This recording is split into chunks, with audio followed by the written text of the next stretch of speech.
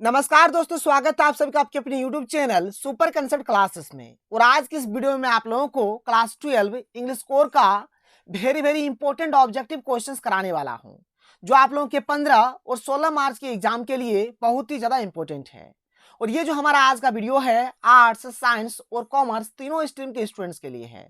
तो आप लोग वीडियो पर कंप्लीट बने रहें। और ये हमारा इंग्लिश कोर का पार्ट 3 वीडियो है। इससे पहले मैंने आप लोगों को पार्ट 1 और पार्ट 2 दे दिया है। अगर आपने पार्ट 1 पार्ट 2 के वीडियो को नहीं देखा है तो सबसे पहले आप लोग पार्ट 1 और पार्ट 2 के वीडियो को देख लीजिए। आगे आप लोगों को बहुत सारा वीडियो मिलने वाला है। मैं आप लोगों को इंग्लिश कोर के हर एक चैप्टर्स का ऑब्जेक्टिव क्वेश्चंस का वीडियो दे दूंगा, इंपॉर्टेंट सब्जेक्टिव क्वेश्चंस करा दूंगा, letter, notice, report, article, note making, हर एक चीज का ट्रिक भी बता दूंगा। बिल्कुल भी टेंशन नहीं लेना है, केवल आप लोग पढ़ाई करते रहिए। तो चलिए शुरू करते हैं। देखिए यहाँ पर आज से मैं शुरू कर रहा हूँ चैप्टर वाइज ऑब्जेक्टिव क्वेश्चंस। और सबसे पहले यहाँ पर मैं आपको बताने वाला हूँ। देखिए हमारा एक चैप्टर है जिसका नाम है माय मदर एट 66। और इसके मतलब ऑथर यानी लेखक का नाम है कमला दास। ठीक है, कोई दिक्कत नहीं है। और इस चैप्टर के हम लोग कंप्लीट ऑब्जेक्टिव क्वेश्चंस को करेंगे इसी वीडियो में। करीबन 35-40 ऑब्जेक्टिव क्वेश्चंस होगा। वीडियो पर कंप्लीट बने रहें, इससे बाहर आप लोगों के एग्जाम में कुछ भी नहीं जाएगा। चैप्टर बाय चैप्टर में आप लोगों को हर एक चीज करा दूंगा। फिर आगे हमारा महातांडव सीरीज भी आ जाएगा। तो चलिए देख लेते हैं। यहाँ पर हमारे पास जो सबसे पहला जो क्वेश्चन है, क्वेश्चन नंबर 1 क्या है कि how old is poets mother. देखिए चैप्टर का ही नाम है माय मदर एट 66। तो जाहिर सी बात है भाई, हमारा आंसर भी 66 ही होगा।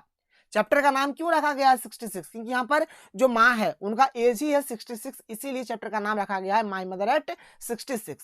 तो इसका सही आंसर हो जाएगा ऑप्शन नंबर 3 यानी कि 66 ईयर्स। इसका बिल्कुल राइट आंसर हो जाएगा। आगे चलिए। तो यहाँ पर मैं आप लोगों की आसानी के लिए यहाँ पर मैंने हर एक चीज को मतलब मैक्सिमम चीज आप लोगों को यहाँ पर इंग्लिश से, हिंदी से, दोनों चीज से मिल जाएगा। ऐसे हिंदी से नहीं रहेगा परीक्षा में, बट मैंने यहाँ पर आप लोगों की सुविधा के लिए लिख दिया है, ताकि अगर आप लोग भी खुद से पढ़ाई करेंगे तो आप लोगों को भी समझ में आ जाएगा।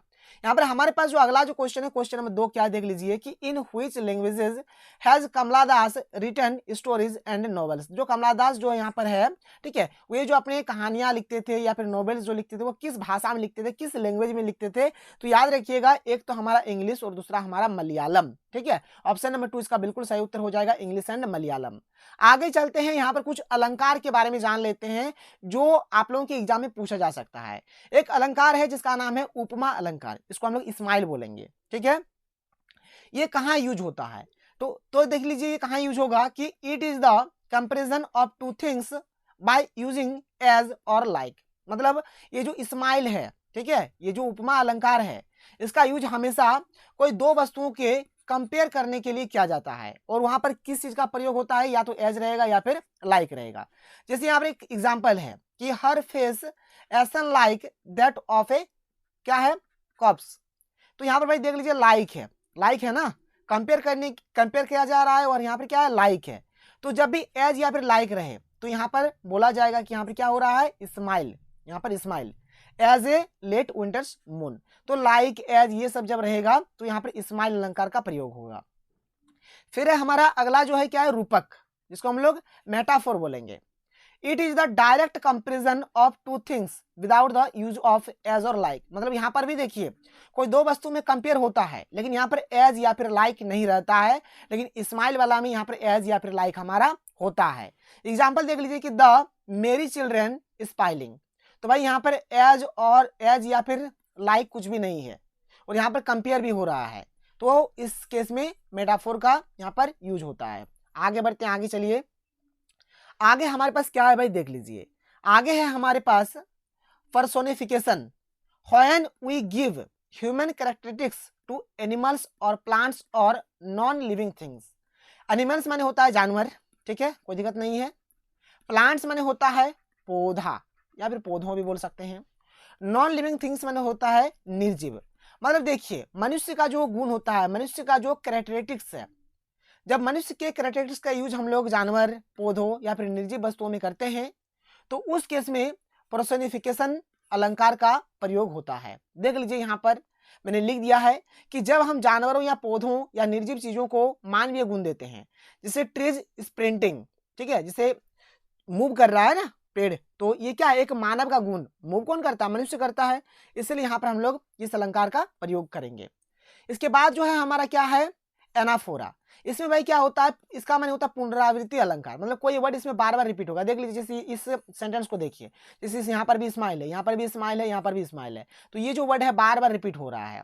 जब इस प्रकार का केस होगा तो हम लोग एनाफोरा मतलब इसका यूज करेंगे। आगे चलें, आगे देख लीजिए, आगे हमारे पास क्या है भाई देख लीजिए।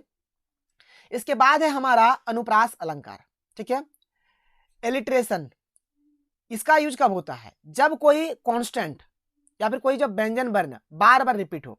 देख लीजिए यहाँ पर जैसे एस है, यहाँ पर भी हमारा एस है, यहाँ पर भी हमारा एस है। जब इस प्रकार से रिपीट होगा ना, तब यहाँ पर हम लोग एलिट्रेशन का यूज करेंगे। कोई दिक्कत कोई प्रॉब्लम नहीं है। एक बार में वीडियो समझ नहीं आता तो 2-3 बार वीडियो को देख लीजिए। अब यहाँ पर मैं क्वेश्चन लेता हूँ और आपको बताता हूँ, देख लीजिए।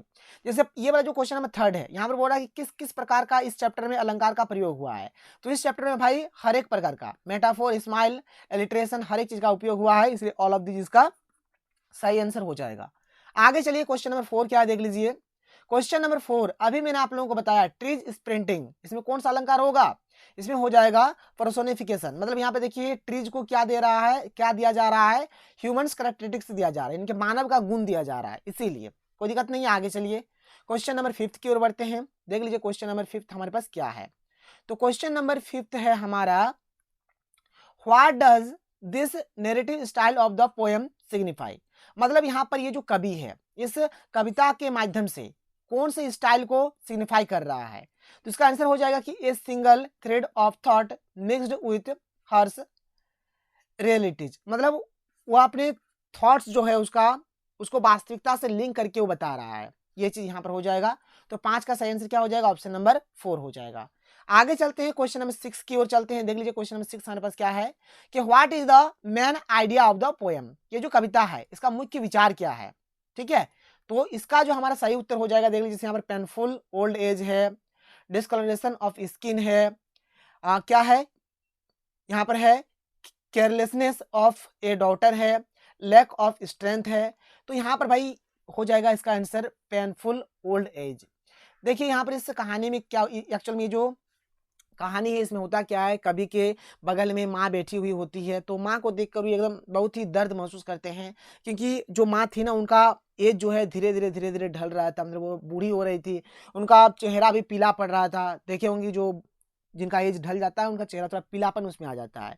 तो वही जो दर्द है ना, इसी चीज को इस चैप्टर में बताया गया है। इसके बाद का जो हमारा अगला जो क्वेश्चन है, क्वेश्चन नंबर 7 हमारे पास क्या है भाई देख लीजिए।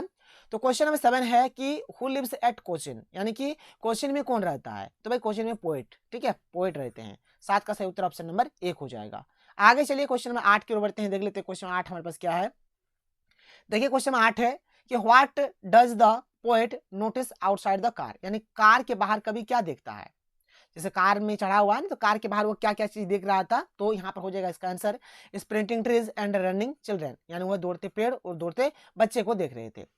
तो 8 का सही उत्तर ऑप्शन नंबर 1 हो जाएगा, sprinting trees and running children. आगे बढ़िए सर, आगे देख लीजिए अगला क्वेश्चन क्या है।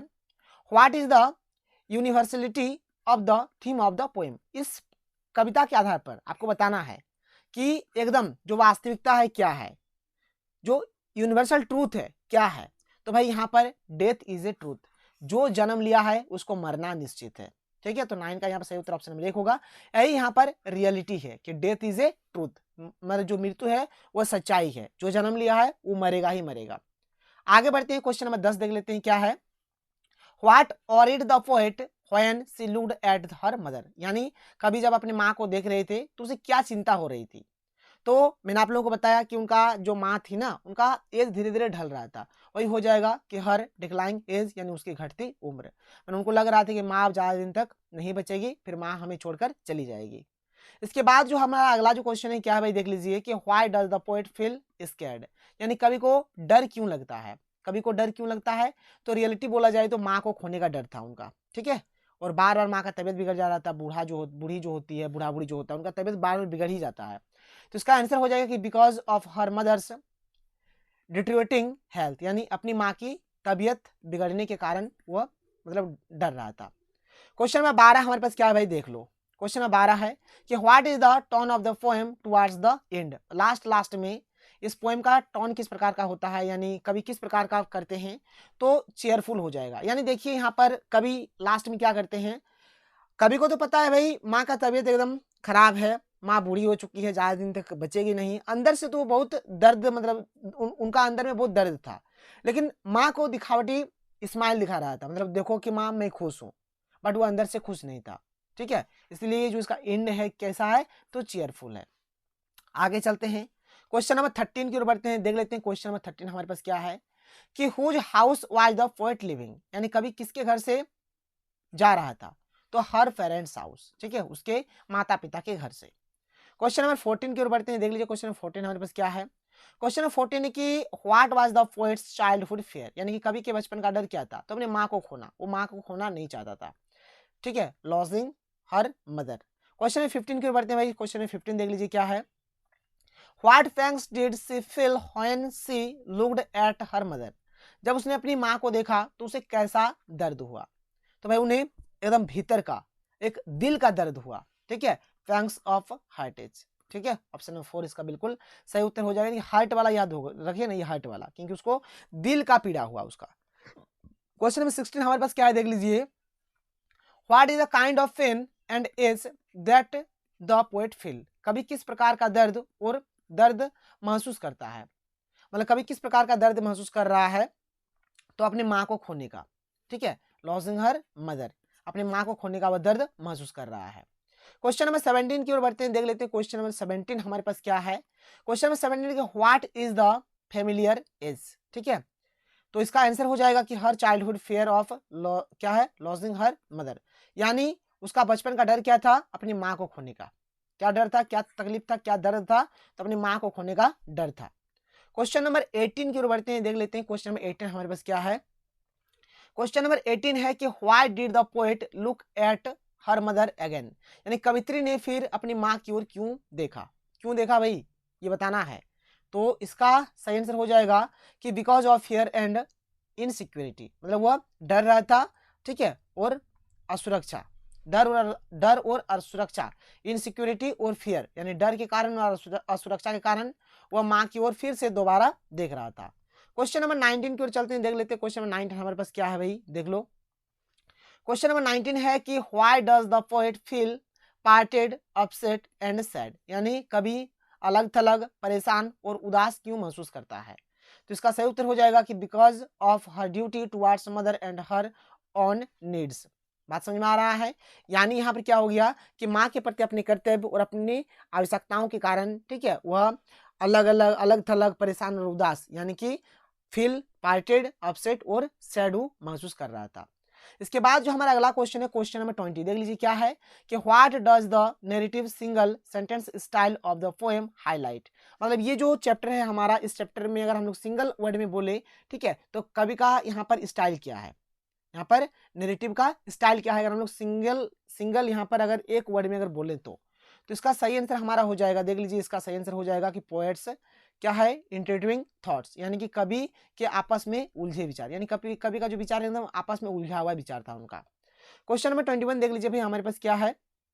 What does the poem revolve around, यानी ये जो हमारा कविता है यह किसके अराउंड में घूम रहा है बार बार। ठीक है, तो यहाँ पर poet's fears, poet's love for her mother, theme of old age, all of this, बिल्कुल सही, यहाँ पर ऑल ऑफ दिस हो जाएगा। यानी ये जो कविता है ये बार बार कवि का जो डर है उस चीज को दिखा रहा है, कवि का माँ के प्रति जो प्रेम है उस चीज को दिखा रहा है, और भाई जो ओल्ड एज जो है ना वो सबको एक दिन बूढ़ा होना ही है, सबको एक दिन बूढ़ी होना ही है, तो जो थीम है ना ओल्ड एज का उस चीज को दिखा रहा है, बार बार उसी चीज में घूम रहा है, इसलिए इसका आंसर ऑल ऑफ दिस हो जाएगा। क्वेश्चन नंबर 22 देख लीजिए हमारे पास क्या है।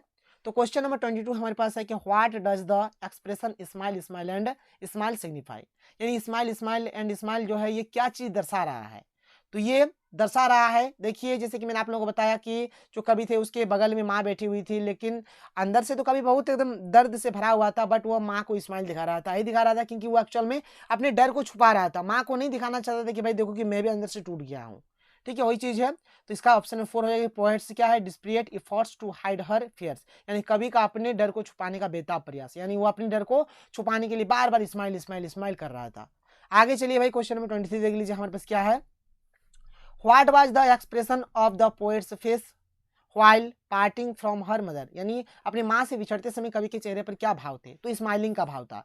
अंदर से तो टूटा हुआ था भाई, अंदर से दर्द था, बट वह स्माइल कर रहा था क्योंकि वो माँ को अपना दर्द दिखाना नहीं चाह रहा था, माँ को अपना डर नहीं दिखाना चाह रहा था। इसके बाद जो हमारा अगला क्वेश्चन है क्या है कि what were the words she used while parting from her mother, यानी जब वो माँ से बिछड़ रहा था तो वह कौन से शब्द का प्रयोग किया था, तो उसने बोला था सी यू सुन अम्मा, ठीक है, ये चीज बोला था। ऑप्शन नंबर 4 इसका सही आंसर हो जाएगा।